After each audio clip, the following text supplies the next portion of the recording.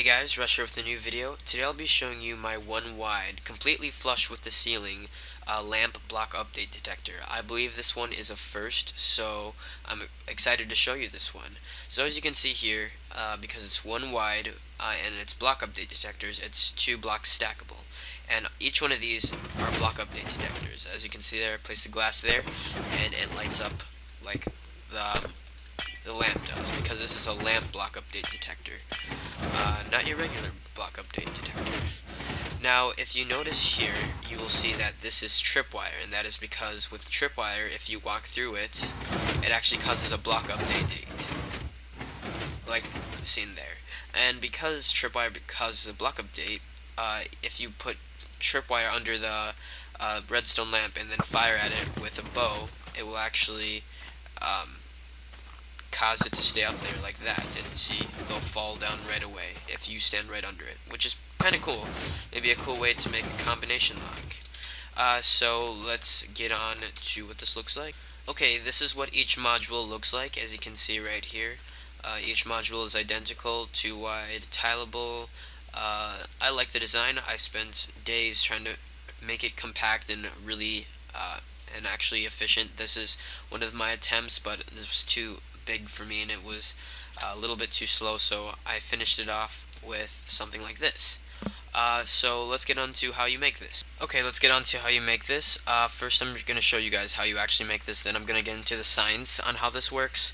I'll put an annotation up if you just want to skip to how this actually works and how I'm able to make a completely flush lamp block update detector. Okay, so first let's just pretend that this is your ceiling. You just want to find one spot, place your lamp there, and then I can get rid of this. Now you're going to want to get out a detector rail and a minecart. I'm just going to use a minecart with a furnace just because. Right here, we're going to have a piston right there, and I'm actually going to extend this out more. Okay, so we're going to have piston here with a powered rail and a minecart on that right there. And then from here, we're going to want, you want to go up 2 blocks and place a piston right there with a block like that, and then you want to have a torch right there with a repeater right there, and that could be a repeater, redstone, doesn't matter. Yeah, redstone. Okay, from here, now you want block on top of this piston with a torch, and now you can actually get rid of the minecart and that. You're going to want a stone slab upside down or a glowstone, and then a repeater on top of that, like so. And from there, we're actually going to place piston right here with block on top there, and we're going to have 3 sand, stack 3 sand on top of that. Adjacent to this, we're just going to have blocks on the side here, because right here we're going to have a piston, going to have a block right here, and then stack it up like that, and redstone right there. Now, what is happening is our input will be right here, and every time that we give power to our input, right when we update our piston, then our sand will pop up like so. Okay, and then it will just reset every time that we turn off and on our power source. Now, when we update the lamp, you can see that this will cause the piston to update, and then yeah. So now from here, what we're going to do is we're actually going to place blocks right here and right here. We're going to have right there. This is actually going to be an upside down slab. This can be cobblestone, upside down cobblestone slab, doesn't matter.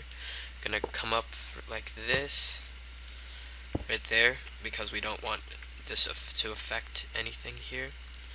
And then right here, what we're actually going to do is we're going to place a block there with piston upside down like that. Gosh, sometimes this pisses me off. There we go. And then move the middle block. We're going to have torch and then redstone right there. And then we just wire it up like this and just have it go back into the piston like so. This could actually be down one if you wanted it, like that. Actually, it can't be. It has to be up like this. Sorry. Now, what we want is we want to reset this so this lamp isn't on. And the easiest way to do that is just to go like that, update the lamp, and then send power back again. Now, every time we update our lamp, then it will set off the block update detector, and we have made ourselves a one wide lamp flush with the ceiling block update detector. Sorry, I'm stuttering and stumbling over my words. Now to actually the science of how this works. So how does this work? Well, to learn how that works, you have to figure out how actual lamp block update detectors work, and this is what I'm going to do. So, because redstone lamps don't behave like pistons, we have to resort to other ways to turn this into a block update detector. And one way is to simply divert the redstone that is powering the redstone lamp. As you can see here, the powered rail is diverting our redstone, so it's not going into the redstone lamp. So right when we update this, bam, it will turn off, and vice versa. Power going into it, but because the game doesn't recognize that it is updating the redstone lamp, then right when we update it, then it will turn on or off the redstone accordingly to what is actually being happening. This also will happen with doors, pistons, I think repeaters. Yeah, repeaters too. Haha. So this is how we turn this into a redstone lamp block update detector. What we do is we add a regular block update detector, which is what this piston is right here. Now, as you can see, every single time, as you can see right here, this redstone is diverted and not powering this. So every time I power this lamp, then it will cause our piston to update, which will cause a block update detector. Now, the actual design of this is where you have a redstone lamp right here. So every single time you update this redstone lamp, it will cause like a chain reaction of updates, causing this to become a block update detector. Only difference is now this is completely flush with the wall, and this can be basically right up against the wall. So yeah. Now, how do we actually get this redstone lamp to be completely flush with the ground, which by the way means flat with the ceiling, even though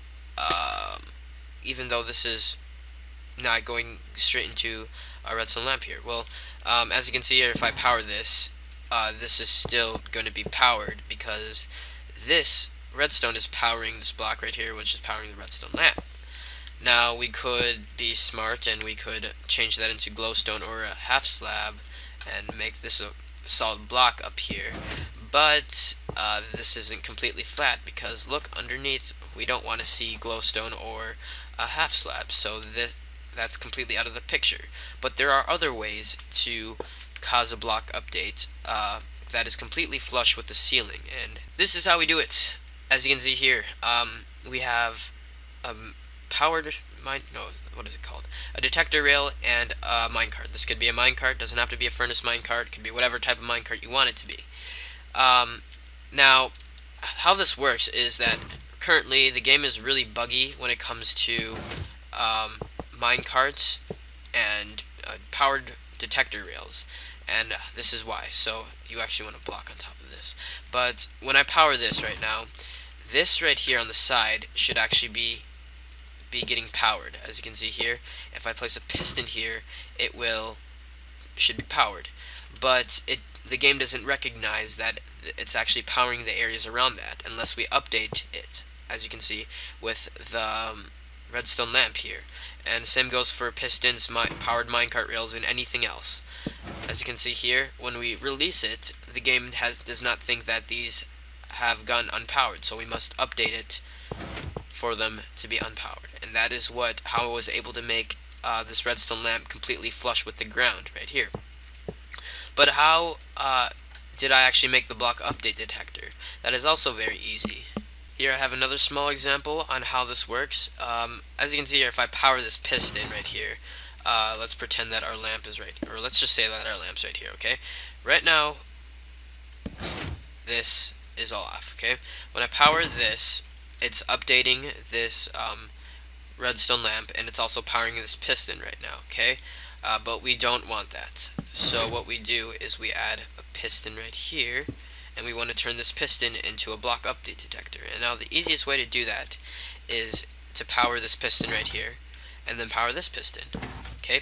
Because now what's happening when I reset this piston, even though that this piston should be getting powered by this this detector rail, it is not. We must update the piston for it to pop up, okay? And then when we reset this, then that piston will fall down back again, and then we must repeat this action of doing it over like that. Now, because this is now a block update detector, all we have to do is update our redstone lamp, and that will pop up, and then we have to make a mechanism of resetting this whole thing without having to go through placing torches and etc. So that is essentially what this is. Like my transitions? I know, I do. So, what's happening is right when we update that block, this piston will pop up because it's actually getting powered by the detector rail, and when it pops up, it will loop through, and it will cause this reset to go off, and this would be our input. As you can see, when I remove that torch, this piston is now extended, like so, and this piston will not be able to pop up. So right when I put this torch back, you can see that this piston will stay out for a little bit longer time than it takes for this piston to actually extend. That way it gets cut off, and now when I update this, it will pop up and cause the whole thing to reset. So that's how this works. Thanks for watching. If you would like to see more of my videos, be sure to subscribe.